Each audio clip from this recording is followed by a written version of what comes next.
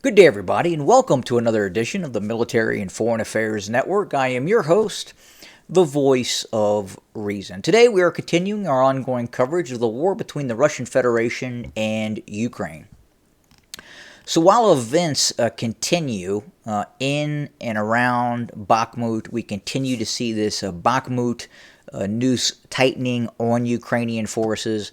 If we go back just over the last several days, you can kind of see what is happening and continues to happen with the Russians slowly but surely gaining ground. If we go back to the essentially the 1st of April, we look at the areas that were contested, and then again we fast forward to present day, and you can kind of see what is clearly happening within the confines of this conflict. And here we go, kind of proceeding forward. You can see what the Russians are exactly trying to do, and now we're at present day. So again, the eventuality looks to be that these forces in Bakhmut are eventually going to be encircled. But I think we also have to look at other areas of the conflict. And there is an incredibly ominous buildup of Russian forces to the north of Siversk. And I've continued to watch this very closely. There are more additional Russian forces that have brought in. So we're going to start. If we look at this Siversk salient or pocket that appears to have been created with Ukrainian forces in this area, and if we go and we look at the Ukrainian forces first and the deployment map, you have several Ukrainian brigades. You have the 95th Air Assault Brigade. You have the 58th Motorized Rifle Brigade. You have a regiment, the 31st Public Protection Brigade, that's a National Guard unit. You have the 1st Presidential Brigade of the National Guard. That's a newly formed assault brigade created out of the 1st Presidential Brigade. You have the 81st Air Mobile Brigade, the 54th Mechanized Brigade, the 14th Operational Brigade of the National Guard, again, another National Guard assault brigades. These have been converted into offensive formations. Then you have the 10th Mountain Assault Brigade, and then finally an additional 46th Air Mobile Brigade. So in total, around Siversk, and you also have to look at these units here too. So you have essentially 1, 2, 3, 4, 5, 6, 7, 8, 9, essentially about 10 Ukrainian brigades operating north, east, and south of Siversk. Now, due north of Siversk, if we look at what the Russians are accumulating, it is significant combat power. And we'll go back over the deep state map, and we'll start from essentially this area here. And you have the 3rd Motorized Rifle Division, and I really don't like when that happens. So again, 3rd Motorized Rifle Division, 2nd Motorized Rifle Division from the 1st Guards Tank Army. That's a unit that is traditionally posted just outside of the Moscow area. The 2nd Taman Division, the 26th Tank Regiment from the 47th Tank Division. Remember, the 1st Guards Tank Army was upgraded to 3 divisions. You have the 2nd Motorized Rifle Division, the 4th Guards Tank Division, and now you have the 47th Tank Division as well. You have the 27th Separate Guards Motorized Rifle Brigade. That's from the 1st Guards Tank Army as well. The 5th BARS, this is a reserve formation. 9th Motorized Rifle Regiment under the 18th Motorized Rifle Division. So again, more elements of an actual motorized rifle division. The 5th Separate Rifle Brigade, Oplot, that may be a Novorossiya unit, LPR, NPR. The 423rd Guards Motorized Rifle Regiment, again, 4th Guards Tank Division, And now we're kind of getting to the meat and potatoes of this buildup that exists even further south as we get closer and closer towards Siversk, right here. 3rd Motorized Rifle Division, 234th Airborne Assault Regiment, 74th Guards Motorized Rifle Brigade, 30th Separate Motorized Rifle Brigade, 55th Mountain Motorized Rifle Brigade, 35th Separate Guards Motorized Rifle Brigade, 331st Airborne Regiment of the 98th Airborne Division, 234th Airborne Assault Regiment from the 76th Airborne Division. These are VDV formations. Again, another regiment of the 76th Division. So essentially you have most of the 76th now based in this area. The 13th BARS, that's another reserve unit. 7th BARS, reserve, activated reserve. And there you have it. And again, if you look at, so essentially, again, you have most of the 1st Guards Tank Army.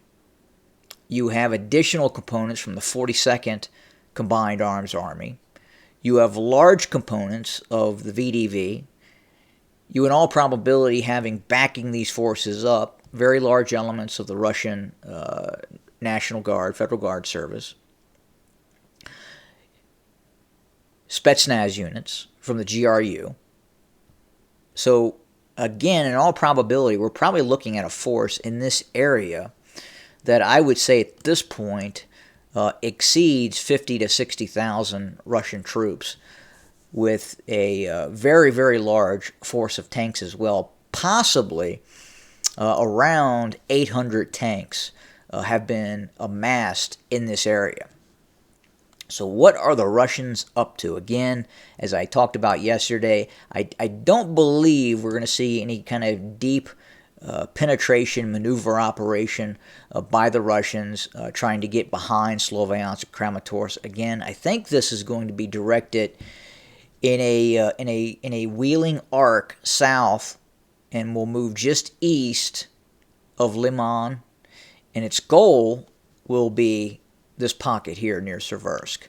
Now, again, we could be proven wrong on this, and it could be another operation that is directed elsewhere, such as towards Kharkov. Difficult to say at this point. But if that is the case, you're looking at multiple river crossing operations by the Russians. It's going to be more difficult. And especially any move towards Sloviansk, outside of moving directly to the outskirts of Sloviansk, is going to be very, very challenging for Russian forces here. You have these major terrain features. So again, any effort to cross and take control of Sloviansk at some point is going to have the need to conduct large-scale river crossing operations along this area. Now, what most likely we'll see is the Russians again move forward, fix the Ukrainian army, and then try to destroy the Ukrainian army with its heavy artillery. That's what the Russians do. That's what the Russians are doing presently in Bakhmut. And only history will be the judge of whether this was a wise decision by the Zelensky team in Kiev to hold on to Bakhmut and the areas around Bakhmut. Again, the Pentagon, Washington, even European allies believe it would have been wiser to back out of Bakhmut. Now, I don't believe the Ukrainians have that ability in terms of an ability that would not create a very large loss of personnel and equipment for the Ukrainian army. Obviously, we continue to watch any sort of possible Ukrainian operation in the south. Again, there continues to be discussions and talk of that happening. The Ukrainians, if we go back to the deployment map, again, at least according to this deployment map, are as I've talked about before, building a multitude of brigades formations northwest of the Zaporizhzhia Oblast, where we anticipate that the Ukrainians may try some effort towards Melitopol. Now, again, the Ukrainians won't have air supremacy, air superiority. They will be fighting a Russian military that can call upon hundreds of aircraft. The Ukrainians don't have that ability. The Russians have more artillery. The Russians eventually will, in all probability, have more manpower. We know that the Russian military-industrial complex is ramping up. We believe now that the Russians are producing about 50 to 60 T-90M main battle tanks per month now. They've established 2 other refurbishment sites where they are upgrading and repairing T-72s, T-80s, T-62s, and we've even seen some talk that some T-55s will be deployed forward in some sort of defensive capacity, depending on where the Russians are looking to place those systems with, in all probability, LPR, NPR units, possibly these BARS units, these reserve formations that are cropping up across the Russian Federation and then being pushed into the conflict zone. But that's where we set for today. It would be very interesting to know if this is real or is this disinformation with these Ukrainian brigades that are reportedly building up in this area. Again, as you count them off, fairly sizable. Again, tank brigade, 1, 2, 3, 4, 5. So essentially you have 6, 6 mechanized brigades, an additional 1, 2, 3, 4, 5 mechanized brigades in this area. Now, again, are they being equipped with Western equipment? The Ukrainians have lost quite a bit of equipment over the course of the conflict. Roughly half of their tanks and armored fighting vehicles have been destroyed or put out of action. So difficult to say. And again, the Ukrainian military-industrial complex has been badly damaged by Russian cruise missile strikes, Iskander ballistic missile strikes. So while the Russians have that capability to stand up new industry to build machines of war, the Ukrainians don't have that luxury because the Russians have the capability of targeting and destroying that capability. And a lot of what the Ukrainians are getting now is coming from Western Europe, Poland, Slovakia, Czech Republic, Germany, especially the former Eastern client states, Poland, Czech, Slovak republics.